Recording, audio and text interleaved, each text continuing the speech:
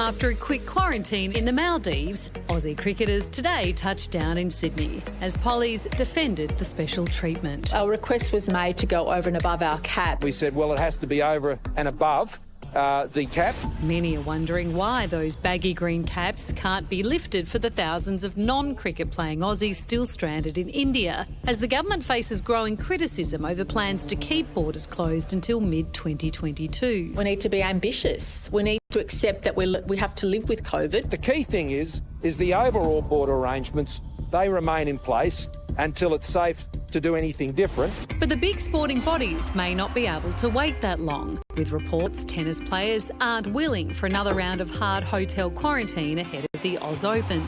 Majority of the players just don't want to go ahead with the season if we are going to have to quarantine most of the tournaments. Tennis Australia today shutting down rumours Dubai or Doha could play host next year. Like we found solutions for 2021, we'll find solutions for 2022. We've said very clearly from the beginning, the event will be in January in Melbourne. The Grand Prix is equally confident, with Chief Andrew Westacott today insisting we're all systems go for November 21. But there may be an obstruction on the track.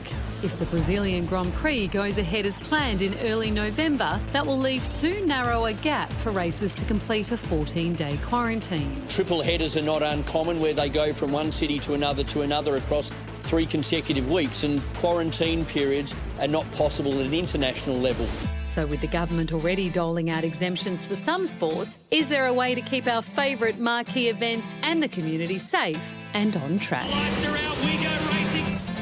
You'd have to reckon the Grand Prix will happen. I mean, last year it was shut down because one of the pit crew got COVID and they shut the whole thing down. At the start of the pandemic. Right at the beginning of the pandemic. We didn't really know how bad it was all going to be. But how do they work the quarantine issue out? Well, I don't think they'll go to Brazil. Right. I mean, Brazil is in such a basket case at the moment, they probably won't go there. They would be negligent as a sport if they sent their people to Brazil, wouldn't they? Yeah, they would be. That would just be outrageous for them so to do. that'll happen. Australian Open, I thought they did a wonderful job last year making the tennis go ahead. I'd forgotten those scenes of players hitting against a wall in their hotel rooms.